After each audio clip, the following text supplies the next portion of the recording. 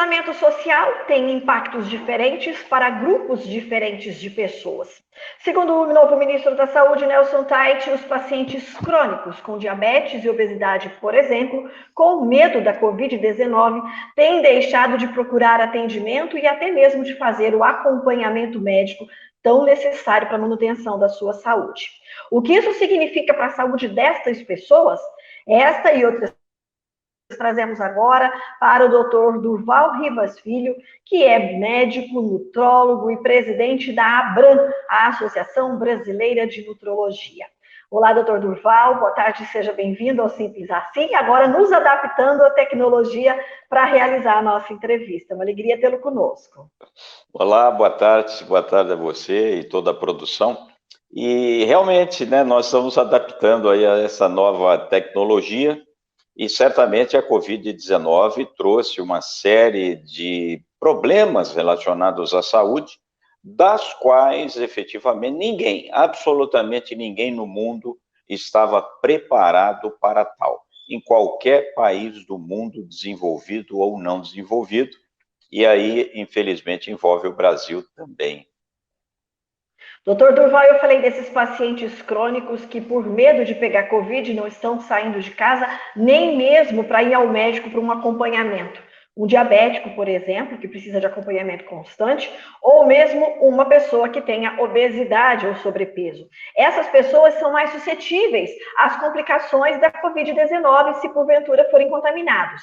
O que é que isso significa para a saúde dessas pessoas, doutor Durval?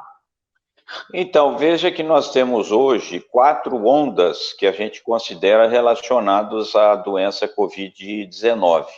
Né? A primeira onda seria o atendimento.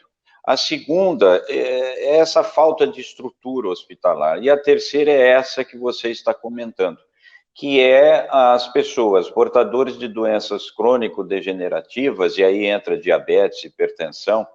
Essas pessoas, infelizmente, estão deixando um pouco de lado o tratamento das suas doenças, o seu monitoramento médico e, consequentemente, está sendo desajustado os seus indicadores. Como que estaria hoje a glicemia, o diabetes desses pacientes? Como que estaria a pressão desses pacientes, o hipo ou hipertiroidismo, artrite reumatoide, etc, etc.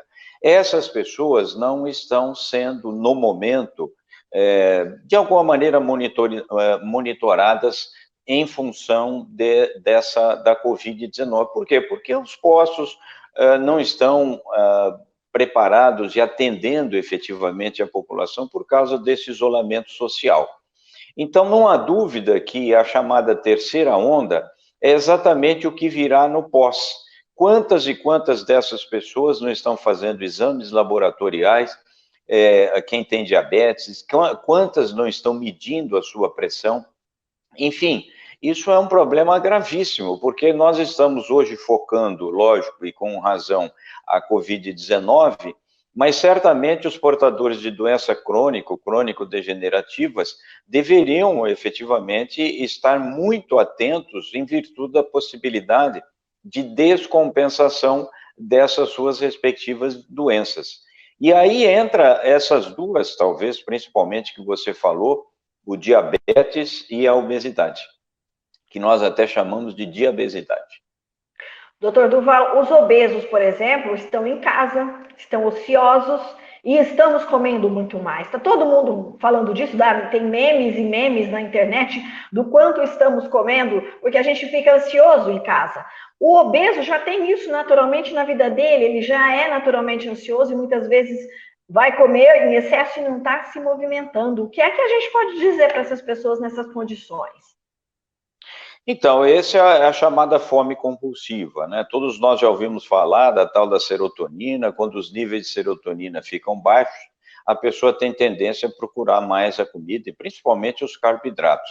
Nas épocas de tensão, estresse, nervosismo, depressão, angústia, as pessoas têm níveis relativamente reduzidos da serotonina. E essa redução da serotonina, ela vai fazer com que a pessoa, de alguma forma, procure mais a comida.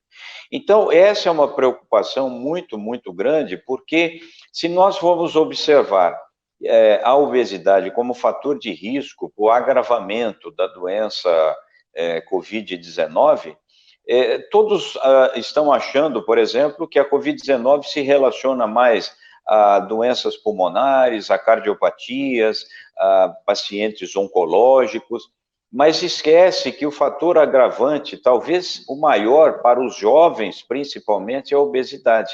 E a obesidade, evidentemente, vamos dizer, mais grave, né? Quando o índice de massa corporal acima de 30, acima de 35, acima de 40.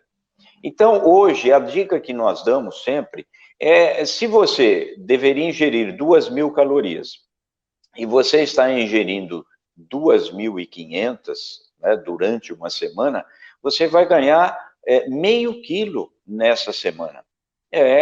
Porque se você somar as calorias, que dá em torno aí de 7.000 calorias, é o que equivale a meio quilo de gordura. Então, 1 quilo de gordura. Então, o que significa? Que nós temos que ter muita atenção na nossa ingesta alimentar. Como? Gastar um pouco mais. Evidentemente que frutas, verduras, legumes é sempre muito bem-vindo, o leite desnatado, laticínios desnatado, se você puder, um punhadinho das nozes, porque antes do almoço, antes do jantar, te dá um pouquinho mais de saciedade, isso tudo é muito bem-vindo, evitar, lógico, a gordura. Se for refrigerante, diet, light ou zero, não tem problema nenhum. Enfim, são dicas simples que acho que todos nós sabemos, mas a conta é muito simples. Se você exagerar, evidentemente, você pode até ganhar meio quilo por semana.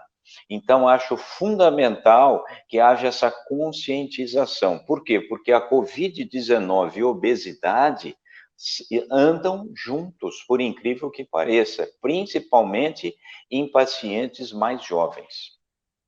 E essa questão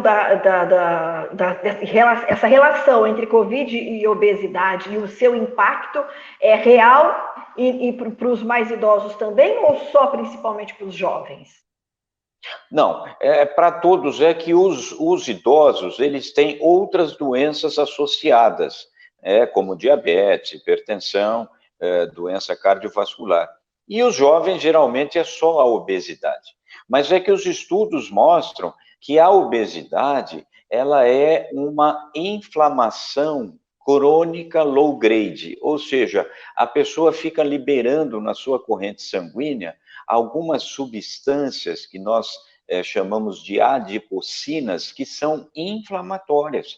Então, veja, se o obeso ele já fica liberando substâncias inflamatórias, se junta com o vírus que tem a tal da tempestade de citocinas, que todo mundo aí está comentando, que são substâncias liberadas em grande quantidade, inflamatórias na corrente sanguínea, há uma junção, há uma sinergia, e é exatamente isso que faz com que a obesidade fique um quadro muito mais grave, muito mais severo, e não por acaso, mesmo sendo jovem, e mesmo não tendo hipertensão, mesmo não tendo diabetes, mesmo não tendo doença cardiovascular, esses pacientes, os grandes obesos, eles infelizmente são direcionados para tratamento nas UTIs. Olha a gravidade, quer dizer, se 5% desses pacientes necessitam de cuidados intensivos, pode ter certeza que no caso da obesidade,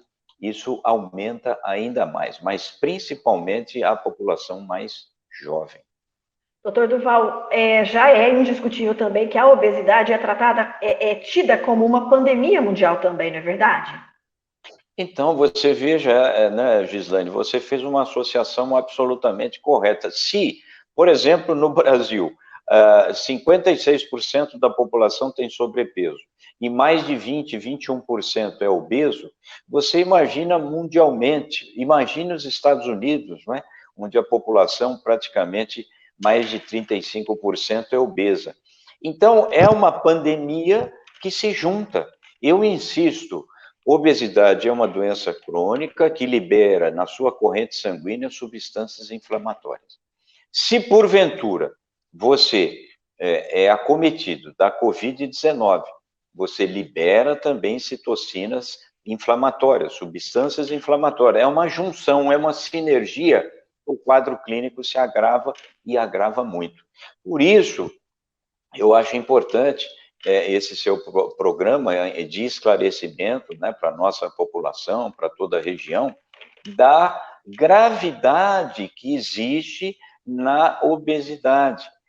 Ou seja, as pessoas passam desapercebido porque acha que a obesidade, ou porque não é doença, é só um problema estético, mas o coronavírus, ele veio até para alertar ainda mais da gravidade dessa doença.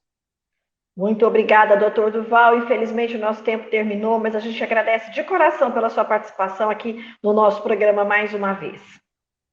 Eu que agradeço a você e toda a produção. Muito obrigado.